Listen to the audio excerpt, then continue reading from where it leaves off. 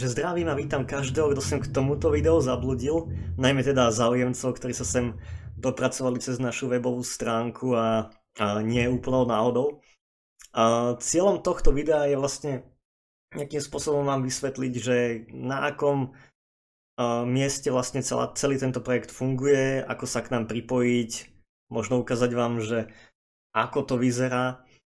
No ako som už v predchádzajúcom texte, keď ste sa sem dostali zo stránky spomínal, tak vlastne fungujeme na komunikačnej platforme Discord. Je to ako keby taká sociálna sieť primárne určená pre hráčov počítačových hier, ale i napriek tomu som to vlastne spravil na tejto sieti, aj keď sa nejedná o počítačové hry, pretože vlastne naozaj skutočne nepoznám lepší nástroj na manažovanie komunity ako je Discord. Takže samozrejme prvým krokom je stiahnuť si ten Discord, že? Tak prejdeme si do Google, napíšeme Discord, prvá možnosť discord.com a sme na hlavnej stránke. Samozrejme toto môže byť aj po anglicky, mne sa to hneď zobrazilo po slovensky, ale to nám môže byť download.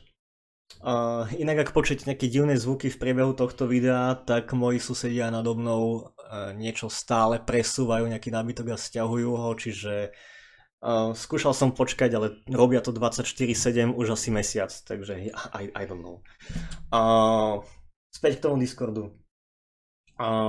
Dá sa to stiahnuť ako program do počítača, čo verelo podporujem, aby ste tak urobili. Samozrejme druhá možnosť je použiť portable verziu a otvoriť to priamo v prehliadači, ale to moc nedoporučujem. V princípe mám také skúsenosti, že často potom dochádza k zabudnutiu loginu alebo proste duplikačným prihláseniam, duplikačným pripojeniam do serveru a ja tam mám potom vaše meno 4-5 krát a ja neviem, ktorý z tých účtov je reálne funkčný a ktoré mám vyhodiť. Takže podporujem plne stiahnuť si aplikáciu. No, samozrejme klikneme na download, dá stáhnuť, buď si to môžete rovno stiahnuť takto pre Windows, ak máte Windows, ak nemáte Windows, tak je tu možnosť pre Linux a Mac. A samozrejme, veľmi by som bol rád, keby si to čo najväčšie množstvo ľudí aj stiahlo do telefónu. Aplikácia v telefóne je to naozaj vynikajúca, žiadne muchy nejaké extrémne nemá, ani som nenašiel žiadne muchy. A samozrejme cez Google Play alebo App Store. V princípe je to pekné, prehľadné a všetko, čo sa udeje, viete o tom za sekundu, ak máte internet v telefóne. A samozrejme, ja to plne podporujem, pretože vlastne tieto komunity na Discorde vo veľkej miere sú závislé od toho, že aká veľká aktivita, akú veľkú aktivitu tam robia tí členi. A že v princípe snažíme sa teraz získať členov, aby sme tam mali ten, čo ja viem, 50-100 ľudí možno, ja neviem. A čím viacej sme aktívni a píšeme si, tak proste tým viac proste aj nejakým spôsobom sa stretávame a fungujeme. Na druhej strane, kebyže je to tam také zakapaté, tak tam ľudia potom prestanú chodiť, čiže akože táto appka je dosť kľúčová, aby som povedal, ale samozrejme nikoho nenutím. Tu nás sa môžete pozrieť taký sneak peek, ako to vyzerá. Naozaj, ako som hovoril, je to primárne pre hráčov počítačových hier, čiže akože toto je, máme tu hlasový kanál, kde sa dá streamovať svoja obrazovka, nejaký konferenčný hovor sa dá spolu s ostatnými pozerať na tú obrazovku, alebo napríklad si niekto môže pozrieť pingpongový zápas a proste komentovať ho, alebo proste pozerať spolu s kamarátmi z nejakou watch party. Ale ako hovorím, je to, určite na to nájdeme nejaké využitie, predpokladám, ale je to primárne pre hráčov počítačových hier. Tak to nejako vyzerá a potom tá textová časť Discordu, tu nás sú vlastne rôzne servery, na ktorých môžete byť napojení, tu nás sú vlastne nejaké textové kanály a čo tu máme je napríklad events, cez eventy tam môžeme napríklad dávať, že kedy sa chceme stretávať, hrať, ako často, proste ako kalendár, čo ja viem, turnaj, kedy bude, alebo tak nejak. Takže dáme si normálne, že stáhnuť pre Windows, stiahne sa vám tento 110 MB súbor, ktorý si ja teda už inštalovať nemusím, ale vy si to samozrejme nainštalujte.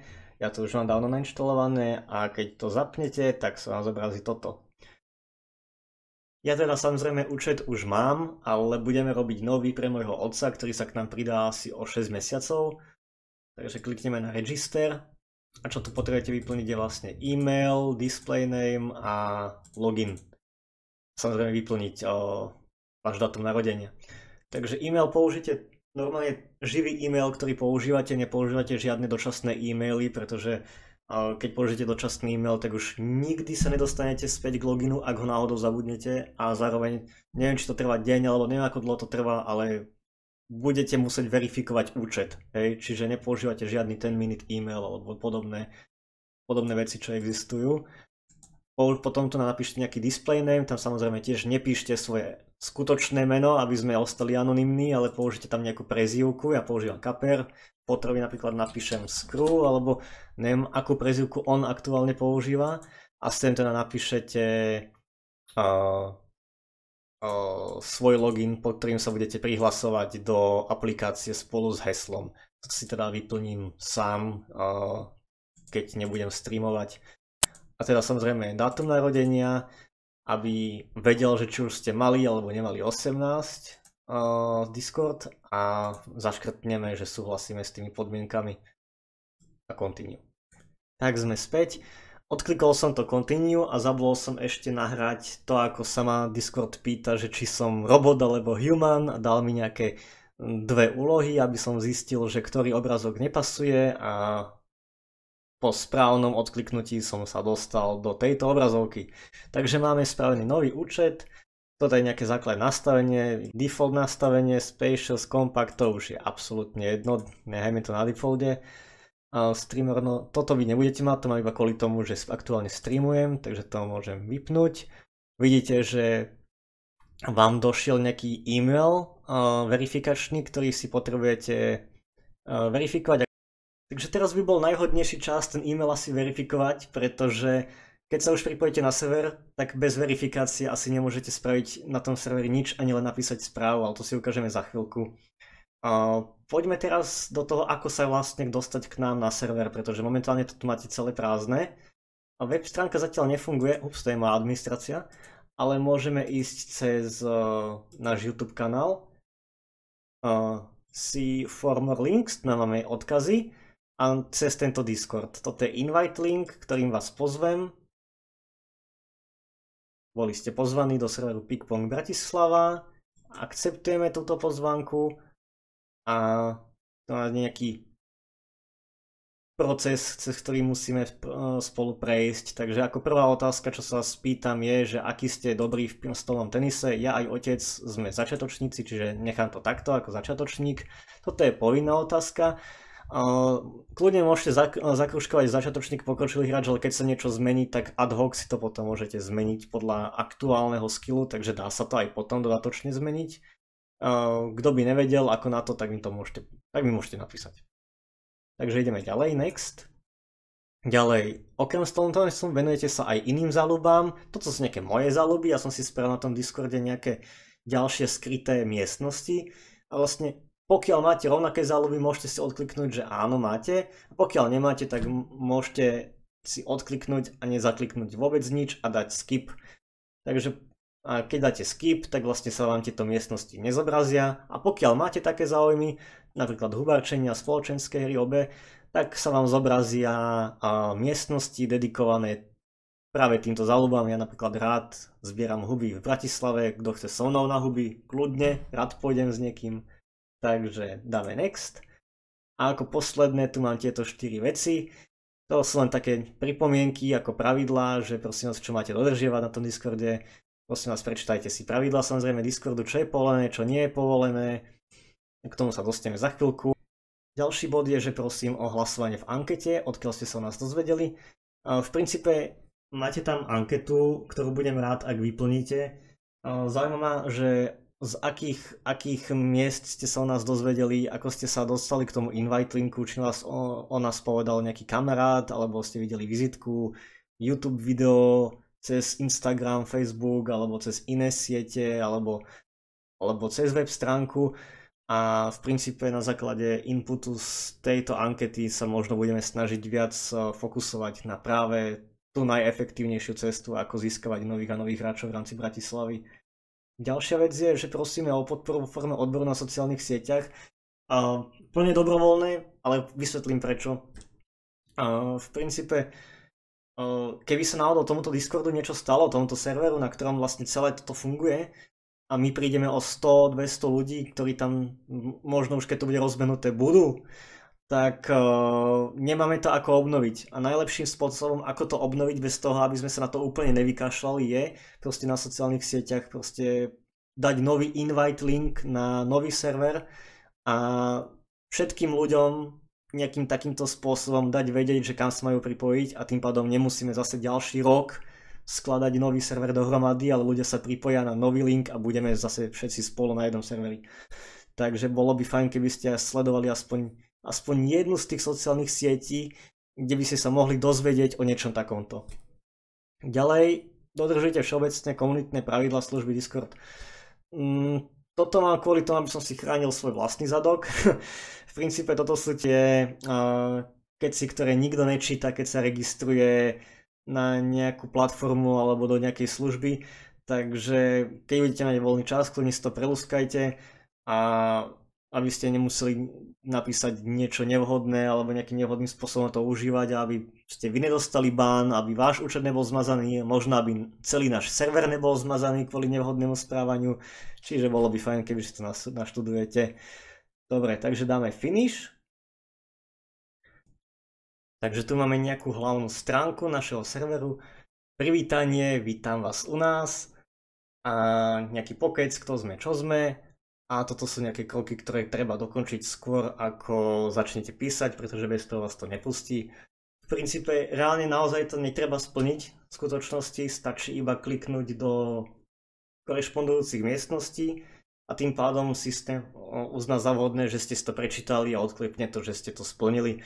Takže napríklad predstavte sa, som sa ja predstavil, vy sa môžete, nemusíte, ale keď sa pozrieme znova do server guide, čo je tá hlavná miestnosť, tak už to máte vybavené, rovnako zapojte sa do konverzácie, môžete, nemusíte, vidíte, máte to vybavené a tu máme to hlasujte v ankete, čo je v miestnosti a už to máme hotové. Máme to v miestnosti onboarding a tu nás sa dá hlasovať v ankete, samozrejme. Stále vás to nepustí hlasovať, pokiaľ nemáte verifikovaný účet, čiže ja tu môžem hlasovať, koľko sa mi zachce, ale proste nebude to fungovať, pretože musíte to najprv verifikovať, ten účet. No. Takže toto je tá anketa, o ktorej som vám hovoril, odkiaľ ste sa o nás dozvedeli a budem naozaj rád, ak kliknete na korešpondujúce číslo a zahlasujete. No a tu nám mám odkazy na tie sociálne siete, takže tam budem zase rád, ak si vyberete aspoň jednu a niekde nás budete sledovať. Dobre, čiže ja som si medzičasom už verifikoval ten účet a môžem písať, aj môžem hlasovať, takže ja zatiaľ dám, že iné, ale vy tam samozrejme dajte podľa seba. A pozrieme sa na to, že čo tu máme na tomto serveri zatiaľ spravené. Toto je ako keby taká alfa verzia, určite tam bude ešte viacej miestnosti, ale bude to vymakanejšie, ale toto je taká alfa verzia. Takže channels and roles, toto je miestnosť, kde si môžete sami priradiť tie role. To, čo som vám na začiatku hovoril, keď prejdete zo začiatočníka na pokročilého hráča alebo skúseného hráča, tak si to kľudne môžete ad hoc zmeniť. Ja ostávam teda na začiatočníkovi. Rovnako môžete proste tieto veci zakliknúť alebo odkliknúť podľa toho, ako sa cítite. Ja to mám zakliknuté, čiže tu na dole sa mi zobrazia tieto miestnosti, spoločenské hry, hubarčenie, keď to odkliknem, tak mi zmiznú, ako vidíte. A toto teda vidíme len my. Tak teraz to mám zase zakliknuté. Tu zatiaľ máme Discord prázdny.